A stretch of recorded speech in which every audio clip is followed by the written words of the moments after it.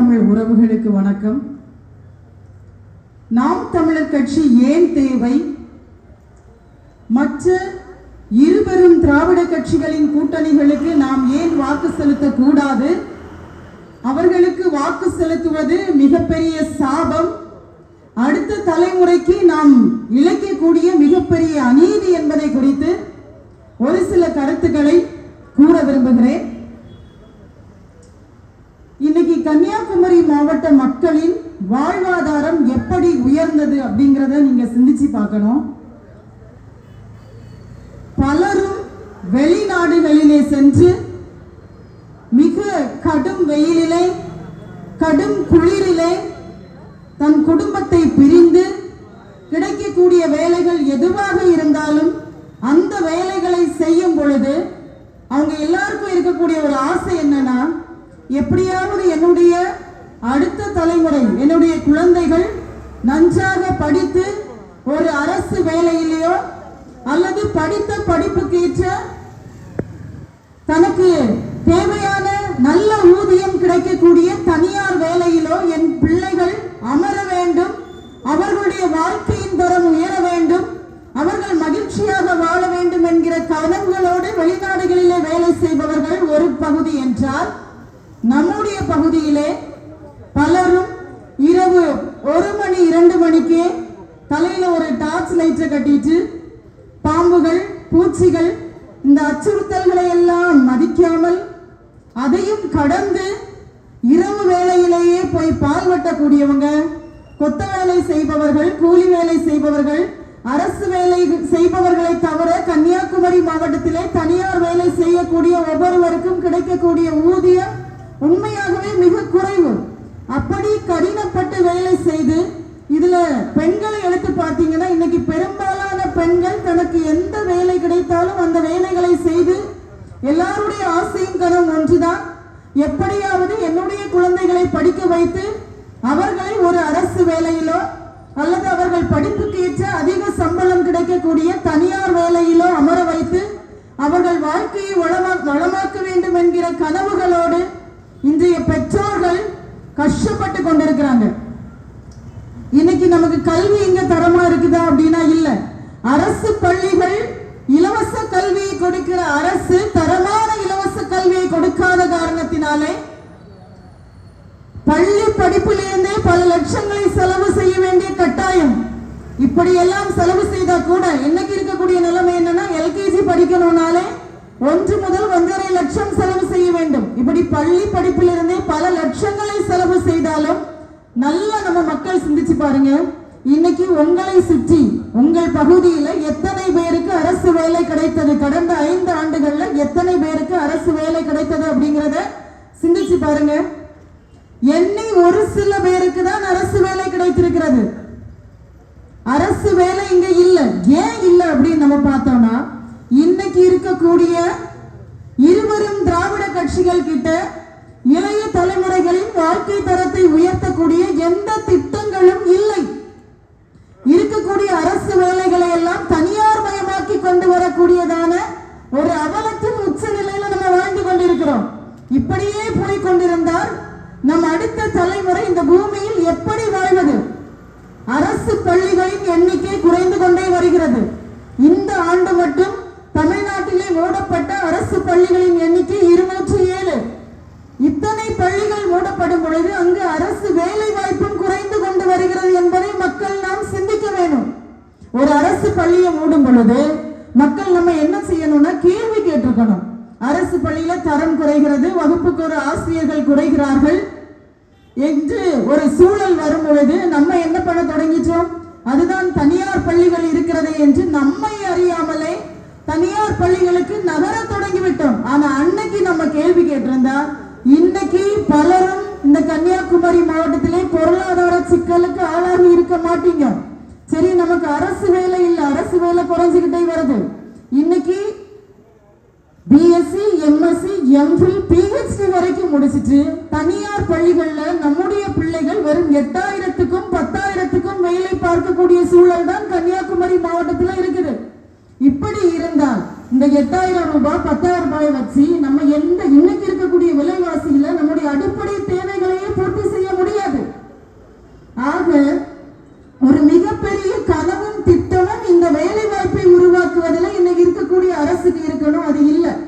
நாம் தமிழர் கட்சி பிள்ளைகளிடம் இருக்கிறது. இதுக்கு முன்னாடி பேசினவங்க பதிவு செய்தது மாதிரி 5 ஆண்டுகளுக்கு முன்னால அதிமுக ஆட்சி காலத்துல 58 வயதாக இருந்த அந்த ஓய்வு திட்டத்தை 60 வயதாக மாத்தினாங்க. இப்ப 4 வாரங்களுக்கு முன்னால ஒன்னிந்தியா பத்திரிகையில 4 நாட்களுக்கு முன்னால நினைக்கிறேன், ஒன்னிந்தியா பத்திரிகையில ஒரு செய்தி வருது. முதல்வர் ஸ்டாலினுடைய ஒரு திட்டம். அவர் என்ன சிந்திச்சுட்டு இருக்காருன்னா, இந்த 60 எப்படி 62ஆக மாற்றலாம். ஏன்னா ஓய்வு பெறுகிறவர்களுக்கு ஓய்வூதியம் கொடுக்கவோ, அவர்கள் ஓய்வு பெறும் பொழுது கொடுக்க வேண்டிய பணங்களை கொடுக்க அரசிடம் பணம் இல்லை என்பதுதான் அவர்கள் சொல்லக்கூடிய காரணம். 5.5 லட்சம் கோடி கடந்த 5 ஆண்டுகளில் மட்டும் கடன் வாங்கியும் கூட ஓய்வு பெறக்கூடிய அரசு ஊழியர்களுக்கு பணம் கொடுக்க முடியல அப்படின்னா நம் தமிழ்நாட்டின் நிலைமை எங்க போயிட்டு இருக்குன்னு சிந்திச்சு பாருங்க. இதே ஆட்சி தொடர்ந்தால் சீக்கிரமாக தமிழ்நாடு திவால் ஆகக்கூடிய ஒரு சூழல் வரும். அதை தான் தொடர்ச்சியாக நாங்கள் நாம் தமிழர் கட்சி பிள்ளைகள் புரிய வைத்துக் கொண்டிருக்கிறோம். நம்முடைய எதிர்கால எங்களுடைய ஆசை எங்களுக்காக நாங்கள் இங்கு களத்தில் நிற்கவில்லை. அடுத்த தலைமுறை இந்த மண்ணிலே வளத்தோடும் மகிழ்ச்சியோடும் வாழ வேண்டும் அப்படிங்கிற ஒரு கனவோட தான் நாம் தமிழர் கட்சி பிள்ளைகள் ஒவ்வொரு நாளும் பயணிக்கிறோம். ஒவ்வொரு மேடைகளிலும் நாங்கள் பேசுவதும் அதுதான். இன்னைக்கு இருக்கக்கூடிய மக்கள் உட்கார்ந்து சிந்திச்சு பாருங்க. இதே நிலைமை தொடர்ந்தால் அடுத்த தலைமுறை இங்க எப்படி வாழ முடியும் அப்படிங்கிறத சிந்திச்சு பாருங்க. சிந்திச்சு பார்த்தீங்கன்னா தான் இன்னைக்கு இருக்கிற வேலை வாய்ப்பு கூட நாளைக்கு இதே நிலைமை தொடர்ந்தால் இருக்காது. தனியார் எல்லாமே தனியார் மயம், பேரூராட்சிகள்ல தனியார் மயம். இன்னைக்கு கடந்த 10 ஆண்டுகள்ல மட்டும் 5000 பேருந்து வழித்தடங்கள் நிறுத்தப்பட்டுடுச்சு. போக்குவரத்து துறையில மட்டும் 30,000 காலி பணியிடங்கள் இருக்குது. போக்குவரத்து துறையில மட்டும் 30,000 காலி பணியிடங்கள் இருக்குது. மின்சார வாரியத்தை எடுத்துக்கிட்டீங்கன்னா 15,000க்கும் அதிக மாணவர்கள் தற்கால பணியாளர்களாக பணியாற்றி கொண்டிருக்கிறார்கள். இதில் பெரும்பாலானோர் 20 ஆண்டுகளுக்கு மேலாக தற்கால பணியாளர்களாக பணியாற்றி நாளைக்கு எனக்கு நிரந்தரம் பண்ணிடுவாங்க, அடுத்த ஆட்சி வரும்போது நிரந்தரம் பண்ணிடுவாங்க, இப்படி நம்பி நம்பி நம்பி தங்கள் வாழ்க்கையை தற்கால பணியாளர்களாகவே முடிக்கக்கூடிய ஒரு சூழலும் இங்கு இருக்கிறது. எல்லா துறைகளிலும், காவல்துறையை எடுத்துக்கிட்டாலும் சரி, நம்ம வில்லேஜ் ஆபீசர், இப்படி அரசின் பல துறைகளில் பணி காலியிடங்கள் இருக்கு. அங்கன்வாடிகள், பல அங்கன்வாடிகள்ல ஆசிரியர்கள் போடவே இல்லை. ஒரே ஆசிரியர் 2 அங்கன்வாடிகளுக்கு மாறி மாறி போயிட்டு வர்றாங்க. இப்படிப்பட்ட சூழல் தான் இன்னைக்கு தமிழ்நாட்டில் இருக்குது. அப்ப இந்த காலி பணியிடங்களை எல்லாம் நிரப்ப அரசு ஏதாவது முயற்சி எடுத்ததா அப்படின்னா எடுக்கல. முழுக்க அவங்களுடைய கவனம் எல்லாம் எப்படி இருக்குன்னா, எப்படியாவது எல்லாவற்றையும் தனியார் மயம் ஆக்கிவிட வேண்டும். நான் என்ன சிந்திக்கிறேன்னா, இதுல அவனுக்கு எந்த லாபமும் கிடைக்காது. உங்களுக்கு வேலை தந்து உங்களுக்கு சம்பளம் கொடுத்தா கமிஷன் வாங்க முடியாதுல்ல. வேற அவன் செய்யக்கூடிய எல்லா வேலைகளிலும் அவனால கமிஷன் வாங்க முடியும். அதனால முழுக்க எந்த திட்டமும், எந்த வளர்ச்சி திட்டமும் இல்லாம கடமைக்கு சாலை போடுறாங்க, பாலங்கள் கட்டுறாங்க.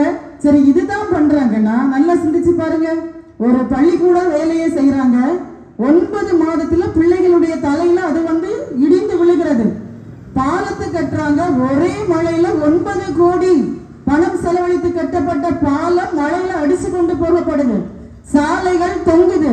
இப்படிதான் இன்னைக்கு இருக்கக்கூடிய பணிகள் எல்லாமே இருக்குது. முழுக்க லஞ்சம் ஊழல் பெருத்து போய் இருக்கிறது. மக்கள் நாமளும் நம்மளையே சிந்திக்கணும். லஞ்சம் ஊழலுக்கு பழகி போயிட்டோம்.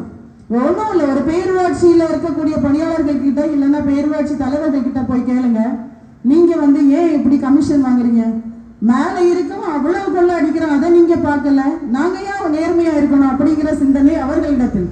மக்களும் எப்படி பழகிட்டோம்னா, லஞ்சம் ஊழலை நம்ம மாற்ற முடியாது, இப்படிதான் இருக்கும் அப்படிங்கிற மனநிலைக்கு நாமும் பழகி போய்விட்டோம். நமக்கு எந்த வளர்ச்சி திட்டங்களையும் அவங்க கொண்டு வர வேண்டாம். ஆனால் எப்படியாவது எனக்கு 1000 ரூபாய், மாதம் 1000 ரூபாய் கொடுத்தால் அதை சிறந்த அரசு என்று நினைக்கக்கூடிய ஒரு மனித சமூகமாக நம்மை இந்த 50 ஆண்டு கால திராவிட ஆட்சியாளர்கள் மாற்றிவிட்டார்கள். சிந்திச்சு பாருங்க. அவங்க தரக்கூடிய 1000, 3000, 5000 உங்களுக்கு எத்தனை நாளைக்கு தகையும்? அப்போ இங்க தேவை இந்த இலவசங்கள் கிடையாது. நம் வாழ்வாதாரத்தை உயர்த்தக்கூடிய வேலை வாய்ப்புகள் நமக்கு தேவை. அதை தான் நாம் தமிழர் கட்சி பிள்ளைகள் சொல்கிறோம். படித்தவர்களுக்கும் படிக்காதவர்களுக்கும் அரசு வேலை என்று சொல்கிறோம். இன்னைக்கு அமைச்சர் KN நேரு அவர்கள் 30 லட்சம் முதல் 40 லட்சம் வரை பெற்றுக்கொண்டுதான் அரசு வேலை, ஒவ்வொரு அரசு வேலைக்கும் 30 லட்சம் முதல் 40 லட்சம் பெற்றுக் கொள்கிறார்கள். இது எல்லாருக்கும் தெரியும். பாஜக அரசுக்கு தெரியுமா அப்படின்னா பாஜக அரசுக்கும் தெரியும். இன்னைக்கு ஒரு சாரார் என்ன சொல்றாங்க, பாஜக வந்துரும், அதனால நாங்க திமுக காங்கிரஸ் கூட்டணிக்கு வாக்கு செலுத்துறோம் சொல்றாங்க.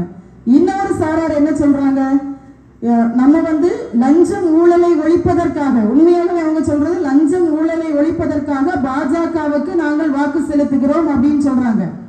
நான் என்ன கேட்கிறேன்னா, இவ்வளவு அப்பட்டமாக அதிமுக திமுகவை சார்ந்தவர்கள் லஞ்சம் ஊழல் செய்யக்கூடியது பொதுமக்கள் எங்களுக்கே தெரிந்திருக்கும் பொழுது ஏதாவது ஒரு அமைச்சரை லஞ்சம் ஊழல் சார்பாக இந்த பாஜக அரசு கைது செய்திருக்கிறதா என்றால் இல்லை.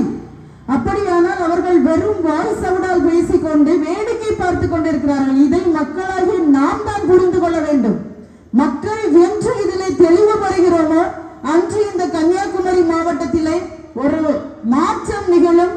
குறிப்பாக இந்த பத்மநாபபுரம் தொகுதியிலே ஒரு மாற்றம் நிகழும். நாம் வெறும் வாக்கரசியல் செய்து இலவசங்களை தந்து நம்மை ஏமாற்றுகிறவர்கள் நமக்கு வேண்டுமா? இல்லை, உண்மையாகவே கொள்கையோடும் கொள்கை தெளிவோடும் அடுத்த தலைமுறைக்கான வளர்ச்சி திட்டங்களோடும் களத்திலே நிற்கிற நாம் தமிழர் கட்சி வேண்டுமா என்பதை மக்கள் நாம் நிச்சயமாக சிந்திக்க வேண்டும். தொடர்ச்சியாக தற்சார்பு பொருளாதாரம் என்கிற ஒன்றை நாங்கள் பேசிக்கொண்டே இருக்கிறோம். இன்னைக்கு இருக்கக்கூடிய சூழல் இப்படிதான் வேலை வாய்ப்பு இருக்கணும்னா நிச்சயமாக எல்லாருக்கும் வேலை கொடுக்க முடியாது. அதற்கான மாற்றுதான் தற்சார்பு பொருளாதாரம். மண் சார்ந்த வளம் சார்ந்த தொழிற்சாலைகளை உருவாக்க வேண்டும். அதை உருவாக்கணும் அப்படிங்கிற ஒரு நோக்கத்தோடு பல திட்டங்களோடு கனவுகளோடு செயல்பாட்டு வரைவோடு தான் களத்தில் நிற்கிறோம். சும்மா வாய் சவுடால் மட்டும் பேசல. ஒவ்வொரு பகுதியிலும் என்னென்ன செய்ய வேண்டும் என்கிற செயல்பாட்டு வரைவுகளோடு நிற்கிறோம்.